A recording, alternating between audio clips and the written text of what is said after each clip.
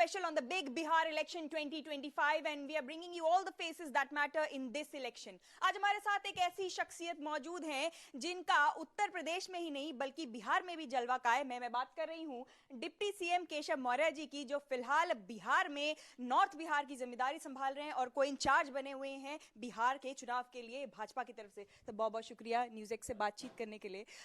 NDA बनाम महागठबंधन कितनी सीटों पर नजर है, क्या लग रहा है फिलहाल? देखिए, हम लोग स्पष्टता से देख रहे हैं कि हम प्रचंड बहुमत से 2025 के इस विधानसभा चुनाव में फिर से जीत रहे हैं और श्री नीतीश कुमार जी के नेतृत्व में सरकार बनाने जा रहे हैं।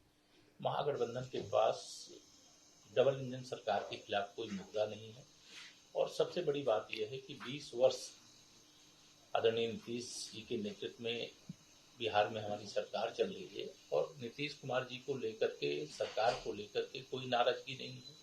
माननीय प्रधानमंत्री जी और माननीय नीतीश कुमार जी दोनों के लिए इतना सम्मान की भावना है बिहार में कि ऐतिहासिक रिजल्ट आएंगे जिसकी लोगों को कल्पना नहीं है। 6 तारीख का और 13 तारीख का मतदान होगा, 14 को मतगणना होगी और बिहार के इतिहास की एनडीए की सबसे बड़ी विजय। लेकिन फिलहाल जो है सबसे बड़ा मुद्दा बनाया हुआ है नीतीश कुमार जी को लेकर के, उनके स्वास्थ्य को लेकर ऑपोजिशन लगातार बातचीत कर रहा है और बात हो रही है कि कहीं ना कहीं जो अमित शाह जी का बयान आया उसके बाद से एक ऐसा माना जा रहा है कि हो सकता है कि संभावना ये हो कि अगर भाजपा को बहुमत मिल जाती है, भाजपा ऐसी सीटें ले आती है तो फिर नीतीश कुमार जी नहीं रिपीट होंगे सीएम। ये धोखेधड़ी की जो आदत है वो कांग्रेस की हो सकती है, कांग्रेस के जो गठबंधन है, कांग्रेस के जो साथी हैं उनकी हो सकती है। भारतीय जनता पार्टी धोखेबाज पार्टी नहीं है। एक हमारा जो नीतीश जी के साथ संबंध है एनडीए के रूप में वो विश्वास का संबंध है। वर्तमान के कार्यकाल में भी भारतीय जनता पार्टी की सीटें अधिक हैं और जदयू की सीटें कम है, लेकिन श्री नीतीश कुमार जी मुख्यमंत्री हैं। नीतीश कुमार जी बिहार के एक आदर्श नेता हैं और उनके नेतृत्व में ही बिहार की जनता फिर से सरकार चाहती है और भारतीय जनता पार्टी के लगभग सभी नेता और एनडीए के लगभग सभी नेता सर्वसम्मति से इस बात को कहे भी रहे हैं और कहे भी हैं। विपक्ष चूंकि मुद्दा विहीन है इसलिए इस प्रकार का प्रचार कर रहा है कि नीतीश कुमार जी को 14 नवंबर के बाद सीएम नहीं बनाएंगे। हम 14 नवंबर के बाद श्री नीतीश कुमार जी के नेतृत्व में ही बिहार में फिर से सरकार बनाएंगे। इस प्रकार का दुष्प्रचार करना विपक्ष बंद करे। वह चुनाव हार रहे हैं, इस बौखलाहट में क्या बोल रहे हैं क्या नहीं बोल रहे हैं इसका ध्यान रखें। श्री नीतीश कुमार जी का अपमान करने का मतलब है कि वो बिहार का अपमान कर रहे हैं और बिहार का अपमान बिहार की जनता बर्दाश्त नहीं करेगी। नीतीश जी सीनियर लीडर हैं, बुजुर्ग हैं, लेकिन इसका मतलब यह नहीं है कि उनका अनादर कोई करेगा और बिहार उसको बर्दाश्त। जो प्रेस कॉन्फ्रेंस हुई संकल्प पत्र की घोषणा के दौरान उसने और भी ज़्यादा सवाल खड़ा कर दिया और आरजेडी कांग्रेस दोनों ही हमलावर हुए कि 26 सेकंड में प्रेस कॉन्फ्रेंस जो है ख़त्म कर दी गई और नीतीश जी हाथ जोड़कर निकल गए पत्रकारों को और बोलने भी नहीं दिया गया। इस तरीके की जो बातें आती हैं और सम्राट जी ने अकेले बात की। ये मुद्दा विहीन लोग हैं जी, तो उनको ये बताना चाहिए कि कांग्रेस का और राष्ट्रीय जनता दल का गठबंधन है और गठबंधन में उन्होंने प्रधानमंत्री पद का, अभी लोकसभा का चुनाव नहीं है लेकिन तेजस्वी यादव जी ने पहले ही श्री राहुल गांधी को प्रधानमंत्री पद का उम्मीदवार घोषित कर दिया जी। और कांग्रेस उनको मुख्यमंत्री पद का उम्मीदवार घोषित नहीं कर रही। फिर कांग्रेस ने अपने कुछ बुजुर्ग नेताओं को यहाँ पर भेजा और श्री लालू यादव जानते हो उनकी स्टाइल है कानपट्टी में कट्टा लगा करके और श्री तेजस्वी यादव को महागठबंधन की ओर से मुख्यमंत्री पद का उम्मीदवार घोषित करवा लिया। लेकिन मुख्यमंत्री पद का उम्मीदवार घोषित करवा लेने से उनको कोई समर्थन नहीं हासिल होगा और श्री नीतीश कुमार जी की बहुत सारी सभाएं उस दिन सबकी लगी हुई थी। सम्राट चौधरी जी को पहले से तय किया गया था कि वह प्रेस अगर कोई सवाल होगा तो वो पूछेंगे और जो हमारा घोषणा पत्र आया उसकी ब्रीफिंग वह प्रस्तुत करेंगे। सब लोग बैठ करके प्रचार करने की जगह केवल पत्रकारों को ब्रीफिंग दे, ऐसा कोई कार्यक्रम पहले से नहीं था। इसलिए दुष्प्रचार मैंने कहा विपक्ष बंद करे और जनता की अदालत में मुकदमा है, इंतजार करे 6 तारीख और 11 तारीख को, 14 तारीख को रिजल्ट आ जाएगा, फिर उनको अपनी हैसियत का पता चले। इस पे खड़गे जी का भी बयान आया जो आपने बताया। उनका कहना है कि सरासर गलत बात है और इस बार नीतीश जी की कुर्सी चेले को चली जाएगी क्योंकि भाजपा को सरेंडर हो चुके हैं। देखिए, मैंने कहा ना विपक्ष के पास मुद्दा नहीं है, दुष्प्रचार कर रहे हैं। श्री नीतीश कुमार जी जैसे शीर्ष नेता, वरिष्ठ नेता, आदर्श नेता बिहार को भाग्य से मिलते हैं। और इसके पहले इस प्रकार का नेतृत्व भारत रत्न जननायक कर्पूरी ठाकुर जी के रूप में मिला था और उनके ही शिष्य के रूप में उन्होंने बिहार को इतना आगे बढ़ाया है, बिहार का इतना विकास किया है।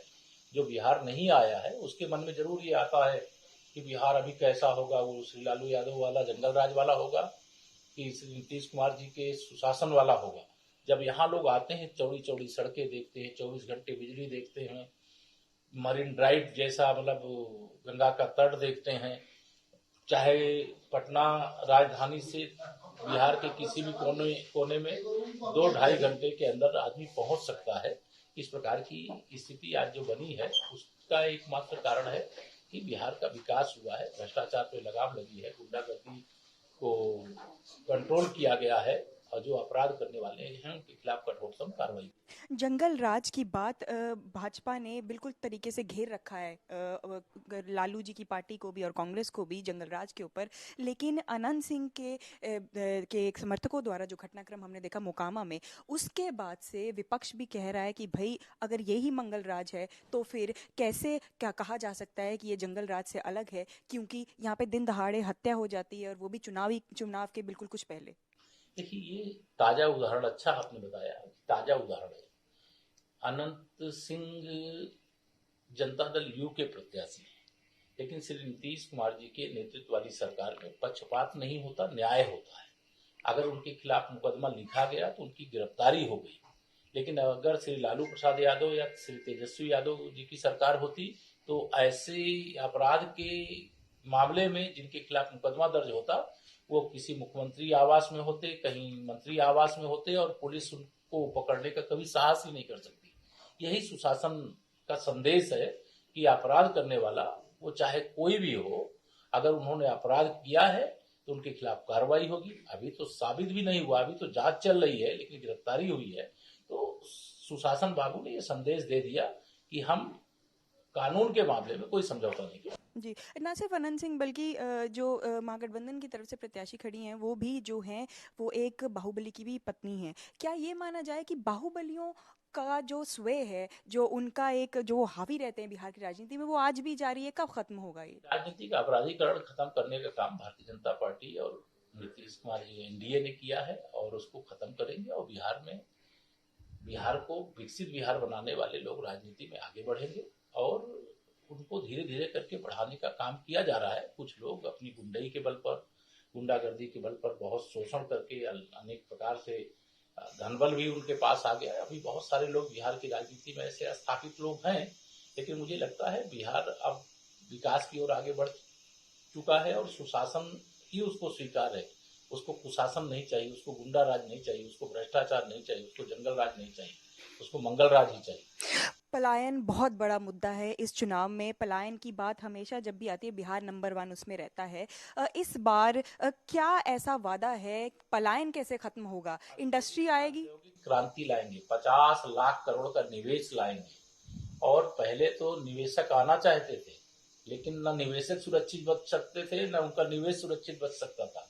इसलिए कोई श्री लालू यादव जी के जंगल राज के कारण आया नहीं। अब लोग आना शुरू कर चुके हैं।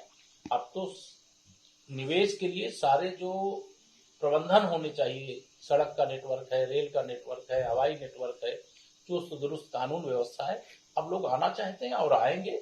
और यहाँ बिहार के लोगों को पलायन नहीं करना पड़ेगा। इससे बिहार का कोई प्रतिभाशाली व्यक्ति होगा, देश के किसी राज्य में वो जाकर के रोजगार कर सकता है, व्यापार कर सकता है, सरकारी सेवा कर सकता है, प्राइवेट सेवा कर सकता है। वैसे ही देश के किसी भी राज्य का युवा प्रतिभाशाली बिहार में भी आकर के वह सब कुछ कर सकता है। तो एक भारत श्रेष्ठ भारत की भावना से जो काम करने का लक्ष्य है उसकी पूर्ति माननीय प्रधानमंत्री जी के नेतृत्व में देश के अंदर और आदरणीय नीतीश जी के नेतृत्व में बिहार के अंदर हम लोग कर रहे हैं और उसको करके दिखा। लेकिन जगह जगह हम देखते हैं, जैसे मैं भी घूम रही हूँ, जैसे बिहार में इतनी ट्रेनें पंजाब हरियाणा के लिए हैं जितनी बिहार को अंदरूनी तरीके से जोड़ने के लिए नहीं है। कहीं ना कहीं बिहार को एक पलायन राज्य ही बना दिया गया। नहीं, पलायन का यह सारा बीजारोपण श्री लालू प्रसाद यादव और उसके पहले कांग्रेस ने किया। अब तो वापसी हो रही है। जो बिहार से कहीं बाहर गया है वहां स्थापित रहना चाहता है, अच्छा है वो आगे बढ़े। हर व्यक्ति चाहता है, हर व्यक्ति कोई अपने ही राज्य में नहीं रहता है, दूसरे राज्यों में भी जाता है। लेकिन बिहार के लोगों को इसके कारण से पलायन करना पड़े कि यहाँ रोजगार के अवसर नहीं है, उससे बिहार को बाहर निकालने का काम पूरा हो गया है। और 14 नवंबर के बाद एक क्रांतिकारी परिवर्तन आपको देखने को मिलेगा, एक औद्योगिक क्रांति देखने को मिलेगा, एक रोजगार के व्यापक अवसर देखने को मिलेंगे। और हमारे घोषणा पत्र में भी ये कहा गया है कि हम जो अति पिछड़े वर्ग के कोई युवा हैं उनको 10 लाख रुपए की सहायता देने का काम करेंगे, अगर कोई उद्यम स्थापित करने का काम करेंगे।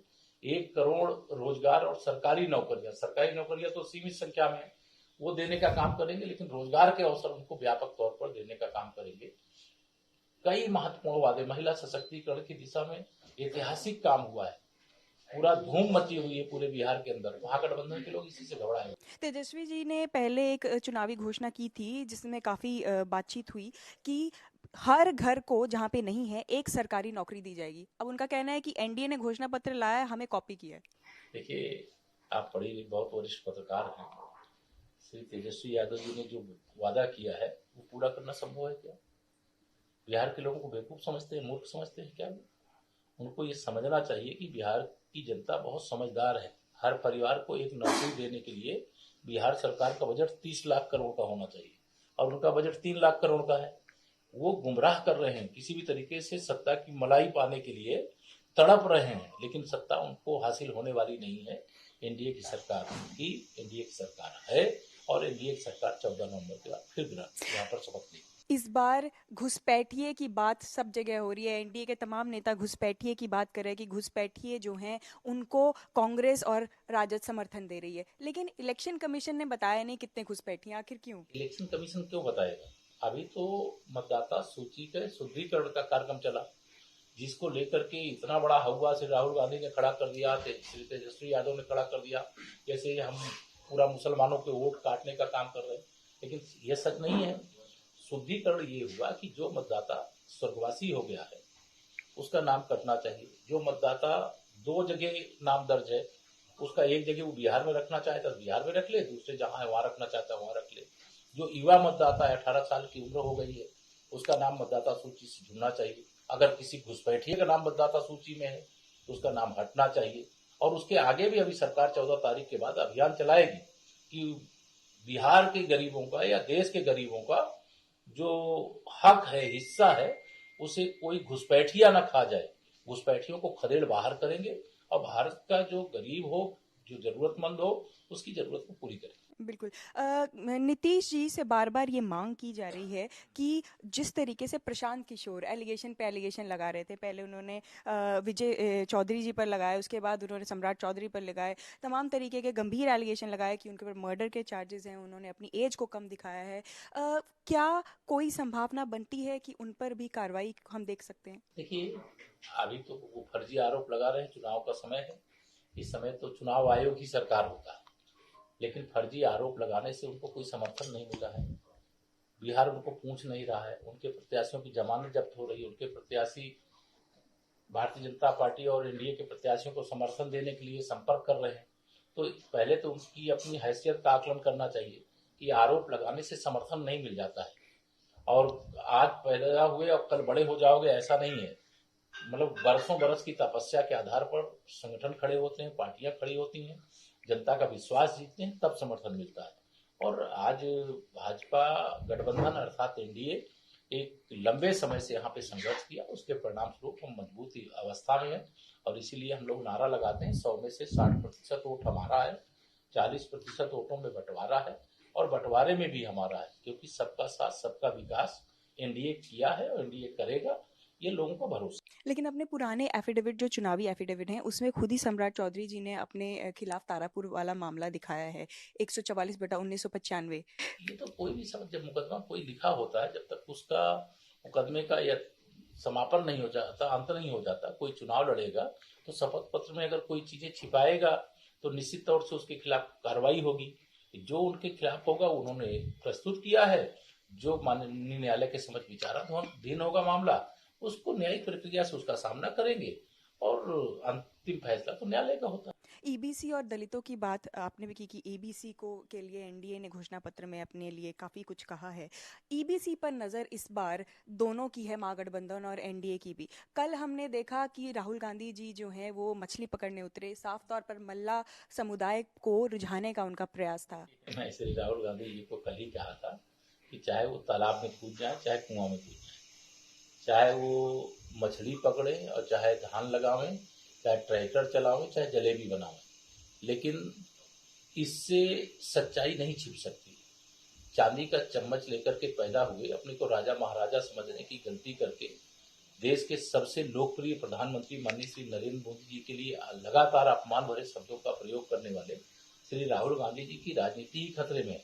उनको मालूम है कि इस जन्म में वो प्रधानमंत्री नहीं बन पाएंगे, लेकिन माननीय प्रधानमंत्री जी के प्रति जब आप शब्दों का प्रयोग करते हैं तो ये केवल प्रधानमंत्री जी के लिए नहीं होता, पूरे देश को गाली देने का काम करते हैं।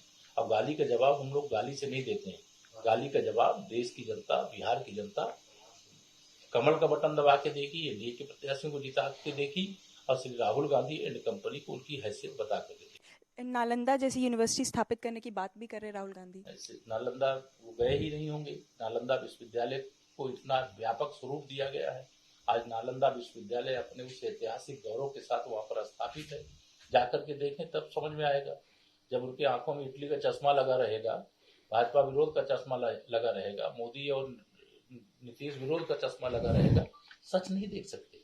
बयान देना उनको, मैं कहता हूँ वो बयान वीर है।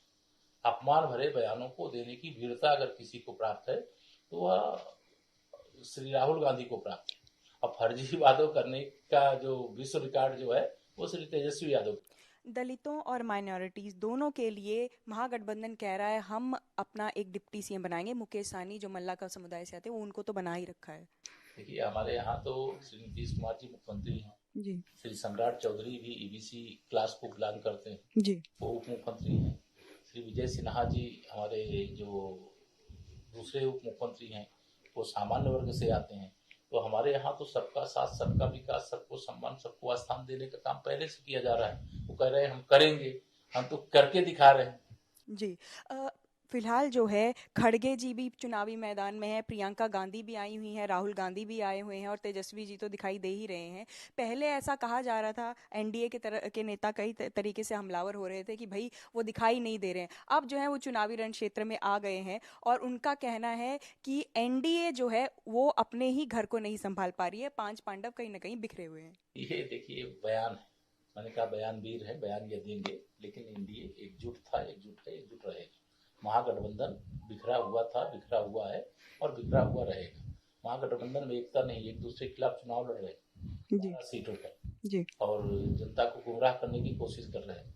किसी भी कीमत पर श्री राहुल गांधी नहीं चाहते हैं कि श्री तेजस्वी यादव मुख्यमंत्री बन जाए और श्री तेजस्वी यादव यह भी नहीं चाहते कि श्री राहुल गांधी और उनकी कांग्रेस पार्टी की यहाँ बिहार में हैसियत बढ़ जाए। दोनों एक दूसरे के दुश्मन है। हम लोग दूध में चीनी मिला करके जैसे पीने से मिठास बढ़ती है, वैसे गठबंधन धर्म का पालन करते हैं। 2014 और 2019 में हमारे पास लोकसभा में अपने दम पर बहुमत था, लेकिन जो हमारा एनडीए का परिवार है उसको हम लोग साथ में लेकर के चले। लेकिन श्री राहुल गांधी जी की पार्टी कांग्रेस, उनके पास बहुमत था या नहीं था, वो सदा बैसाखी के सहारे चले। कभी इन्होंने किसी का साथ ईमानदारी से निभाने का काम नहीं।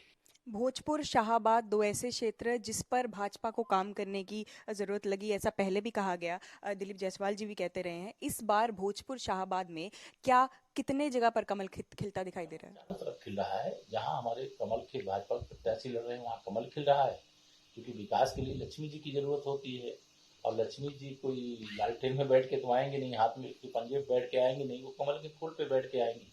इसलिए भारत सरकार के खजाने से, चाहे बिहार सरकार के खजाने से, चाहे भोजपुर क्षेत्र हो, चाहे बिहार का कोई भी क्षेत्र हो, सभी क्षेत्रों के सर्वांगीण विकास के लिए और पैसे की कमी नहीं पड़ेगी। ये पहले भी करके दिखाया है और आगे तो क्रांति लाएंगे। स्पेशल स्टेटस मिलेगा बिहार को?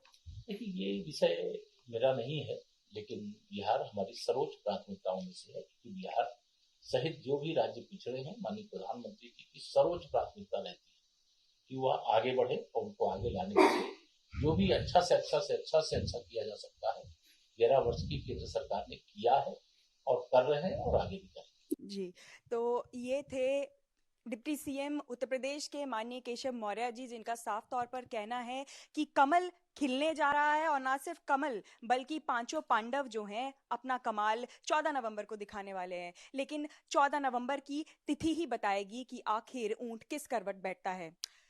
Keep watching NewsX for more such road stops and interviews with the biggest politicians and leaders across party lines. We are bringing you everything exclusive from Ground Zero in Bihar. Stay tuned to the hot mic and keep watching with me, Shikha Salaria. Stay tuned.